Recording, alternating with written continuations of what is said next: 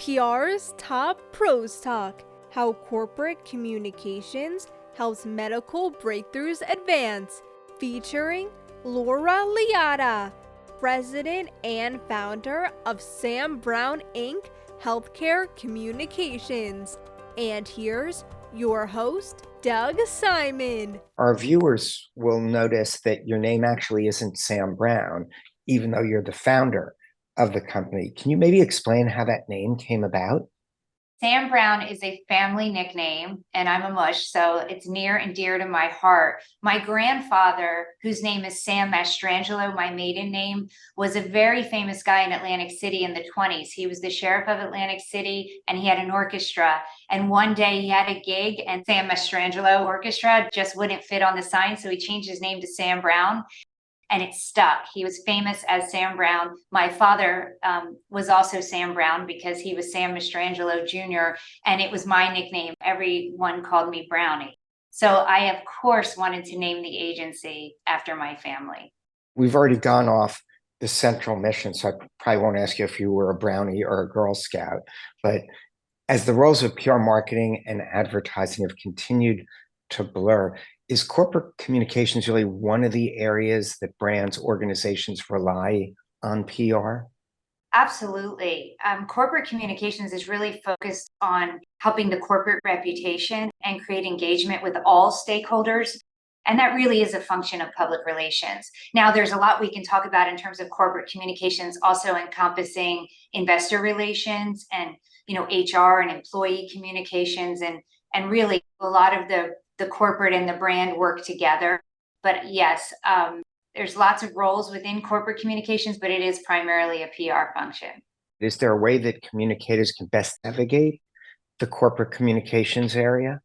It varies by industry, stage of where a company is, and things like that. I think navigating corporate communications in the biotech arena where I work, we work with a lot of startup companies. So they really need to establish their corporate brand, their corporate message, their presence. They need to communicate to investors to excite them about their science and their technology. So that really is all about the public relations function side of it, also combined with finance.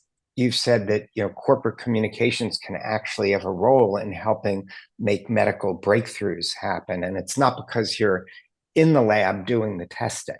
Oh, I think communications is really important. First of all, when you work in the science and the medicine area, you have to bring the science to life and you have to simplify the information. So I think our job is really specifically to help people communicate and understand their value proposition to all of their audiences in a way that people understand. So it is really an important part of the mix to helping a breakthrough really get out there. Start with investors, then you have to excite investigators, then you have to communicate directly to patients. So absolutely, communications plays a key role in helping these breakthroughs get to patients. One of the challenges would be, especially with businesses that are early in the process, is it takes time and you need patience. So how can you continue to try and create excitement in the media with something that, it's not turning around overnight that, hey, here's this idea, great, now it's available tomorrow? How do you navigate that? Doug, in my opinion, it's always full of news. It has new science, new data. You have studies that have come out that really show significant changes in diseases and things like that. So I do think you can absolutely always keep it really exciting because it has such a high news value. And so I've always found that to be the most exciting part about being in healthcare. And so I think it's easier in this space than versus hotels or travel to keep it exciting. We're always working on news, helping patients, and human interest stories. That lines with our survey that we did of stations. More than 80% of them were interested in interviewing brand executives on health issues. And that's been a big area, the fastest growing area we've seen in our satellite media tour business. How about preparing people? There's always been this thought that if you're preparing a spokesperson in the science health space, they might not speak a language that people understand. you have any advice on sort of media training and preparing the different spokespeople? And you can even include, how do you identify who's the right spokesperson? I love media training. So first of all, I always tell people that I'm training that the reporter doesn't know the question to ask to get you to your objectives, right? So they have questions, but if you really come into an interview and have a business objective or some communications that you want to get out, you have to be very well prepared, right? You need to understand what your key messages are, how you're really going to impact the interview, what's your 10%, right? What do you want to leave them with?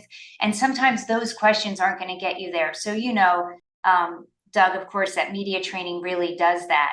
The second thing I always tell people is to tell me what to think in the interview. So this data is groundbreaking, or this is a breakthrough, because a lot of times people who are doing interviews will take you down a path and expect you to have the aha moment with them. We want to flip that on its head, right? Tell people what to think, give them really the hook and the news story. Usually we can supplement it with supplement these great spokespeople with animation, videos, other things. But there's so much you can do to make sure that a media interview is mutually beneficial, right? Gives the station what they want in terms of the exciting breakthrough and the great story for patients, and give the company what they need in terms of communicating out their goals and their call to action.